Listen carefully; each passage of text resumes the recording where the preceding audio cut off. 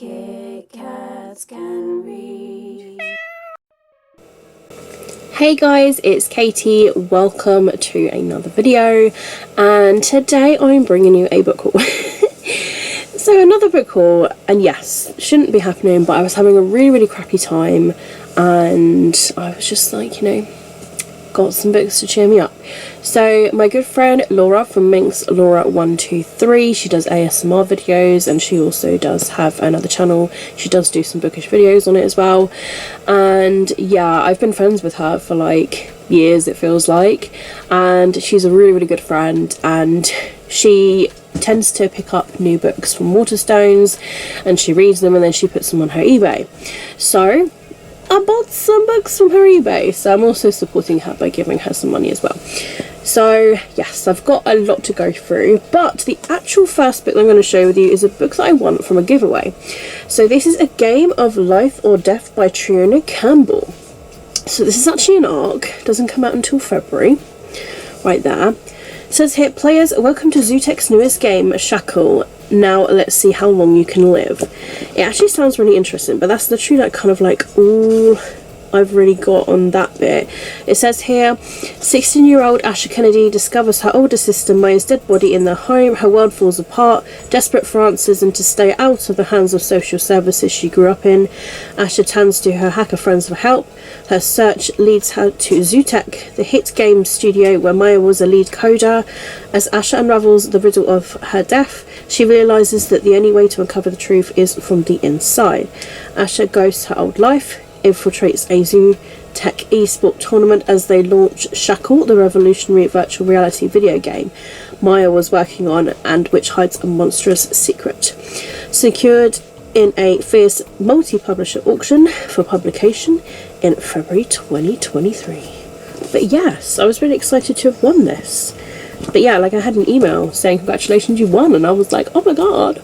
So yeah, I'm really excited for this. I love like techie things, you know me, video games and all that sort of stuff, like I really like, so I feel like I really enjoy this, and hopefully I can get to this one very soon. Now some books I got from Laura. I've got Blood on My Hands by Todd Strasser. Guilty until proven innocent. Some girls are glamorous, beautiful and deadly. If Callie Carson is found kneeling by the dead body of Catherine Remington Day with a bloody knife in her hand, she must be the murderer, mustn't she?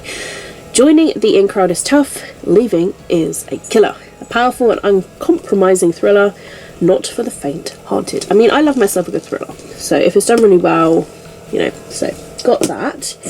And then Laura said this one was really good. This is A Million to One by Adiba Jagurdar. 4 girls, one daring heist, what are the chances? So I'm told it's kind of like a heist on this boat. Josepha, Hina, Violet and Emily. Careless mistakes, old grudges, new romances threaten to jeopardise everything they've worked for, and tragedy strikes. What are their chances of a success? 1,000,000 to 1. So they must steal the ultimate prize, a one-of-a-kind of book that is worth millions. All they need is a perfect team. So they got a team together for this. So yeah, it sounds interesting. And then I have got here Valley of the Dolls. This is the 50th anniversary edition by Jacqueline Suzanne. Dolls, red or black, uppers or downers, washed down with vodka or swallowed straight. For Anne, Nene and Jennifer, it doesn't matter as long as the pill bottle is within easy reach. The 3 young starlets climb to the top of the entertainment industry only to find that there's no place left to go but down into the Valley of the Dolls. So, yes, it's quite highly popular, that one. Then I've got here A Merry Little Meet Cute by Judy Murphy and Sarah Simone. This is actually on my wish list on Amazon, so it was really handy that I found this. I really wanted to get this. So it says here, B. Hobbs takes lead in a squeaky clean romantic Christmas movie, but there's 3 rules. Don't get involved with anyone on the set, don't tell anyone what you do for a living, don't get involved with anyone on set, definitely, and seriously. So they're filming in Christmas Lodge, which is a small town with Christmas trees, festive tunes all year round, but they've got a secret identity to hide and it's not family friendly. Her new co-star, Nolan Shaw, is an ex-boy band member infamous for his own X-rated antics. Not only knows it, but is secretly her biggest fan. When things start to heat up on set, Brie and Nolan must keep the steamy affair under wraps or risk ruining everything. But plus size rep too, which is great. And yeah, I'm really looking forward to this one. Then I've got here The Intimacy Experiment. This by Rosie Dannon. This is the author of The Roommate, which I do own, I haven't read yet. So it says here, Naomi Grant has built a life around going against grain. When the sex-positive startup she co-founded becomes an international sensation, her responsibilities shift from the bedroom to the boardroom. Ready to conquer new worlds, they want to extend their platform to live lecturing, but despite the long list of qualifications, higher education won't hire her. Ethan Cohen has recently received 2 honours. LA Mag named him one of the city's hottest bachelors, and he became a rabbi of his own synagogue. Unfortunately, his shot is low on both funds and congregants, so the board gives him 3 months to turn things around, or they will close the doors for good. Together, Naomi and Ethan host a buzzy seminar series on modern intimacy. Perfect solution to their problems until they discover a new one. Their growing attraction to each other. They built the syllabus for Love's latest experiment, but neither of them expected they'd be the ones putting it to the test. Dum dum dum. Then I've got here Music and Malice in Hurricane Town by Alex Bell. Look at that snake, isn't it cool? There are no angels in Baton Noir, only devils. Jude Lomax scrapes a living playing the trumpet of the neon streets of Baton Noir, but when she performs at the funeral of the infamous Cajou Queen, Ivory Manette, she finds herself possessed by the murdered woman's spirit. For due to free herself from the vegetable spirit, she must journey deep into the underbelly of the city, seeking out the person responsible for Ivory's death. As Jude untangles Ivory's web of secrets, she is confronted with some dark truths from her own past. Sounds really cool, doesn't it? I love books with like music in. Then I've got here The Diary of a Bookseller by Sean Blythell, a hardback.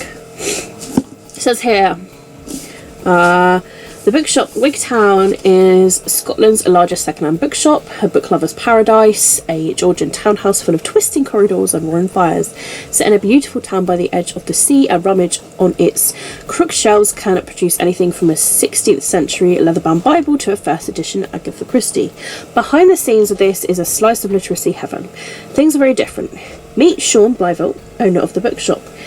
Bibliophile and misanthrope extraordinaire. Seen through his honest and hilarious diaries, we get the very different view of book selling. One beset with malfunctioning heating, eccentric customers, bad-mannered, bill-foraging employees, and a perennially empty till.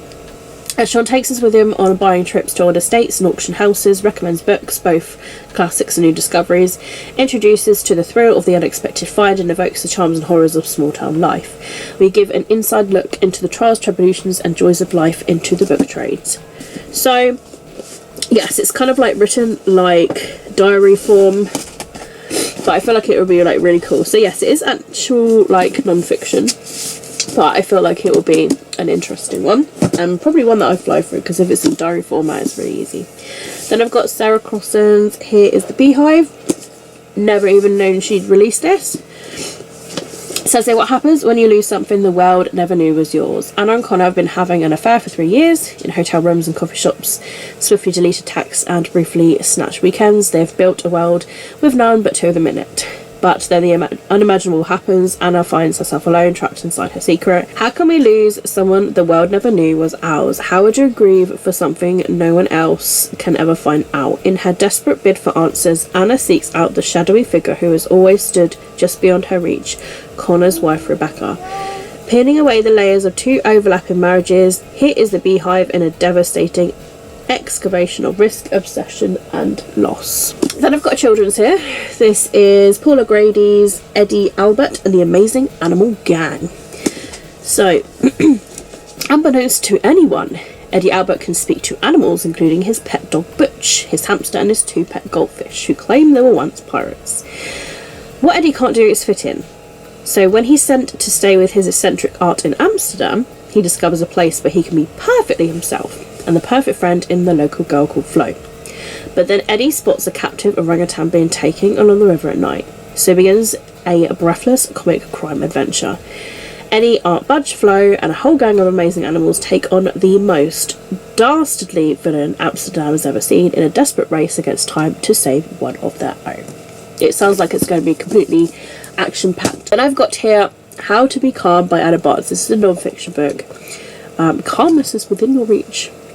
With a bit of help, the methods of truly relaxing your mind and body, letting go of stress and strains can be learned, practice and perfected, bursting with tips centering statements and soothing activities. It will help you to feel more at ease in the world and better equipped to deal with the things that really matter. So lately, if you guys don't know, I have been struggling really badly with my anxiety and depression. So when I kind of saw this on Laura's list, I was like, is this a sign? So yeah, this is, you know, it's really easy to fly through, so it could be something really good for me to just like have a little look at, and maybe it will have some sort of like tips to help me. The last book that I have to share with you today is Gods of Jade and Shadow by Silvia Moreno Garcia. This is the author of Mexican Gothic. So it says here, the jazz age is in full swing, but it's passing Cassiopeia Tum by.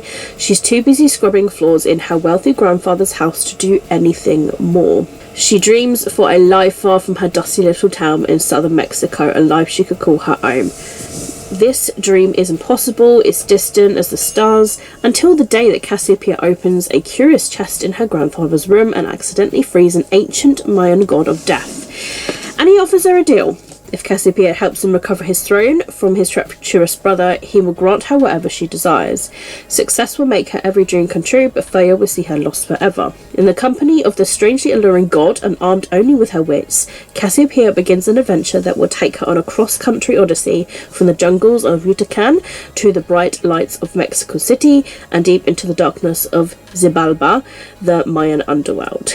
Mixing the excitement of the Roaring Twenties with pre-Hispanic mythology, Gods of Jade and Shadow is a vivid, wildly imaginative historical fantasy. It sounds really interesting, kind of like that, you know, freeing this god and then doing this quest. Like, it just sounds really cool. So there you guys, that is the end of this book haul. I do apologise if I sounded really kind of like, or do sound really like, bleh. I've currently got a cold at the minute.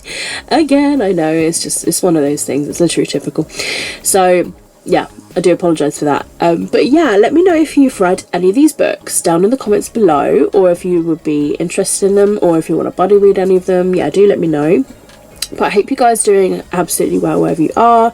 Please, if you have enjoyed this video, do give it a thumbs up. All of my social media links you will find down below in the description, book clubs, gaming channels, and where you will find me. But yes, that's it for me. Keep smiling, keep reading, and be happy. My name is Katie, and I'll see all of you wonderful, awesome people in my next video. Bye.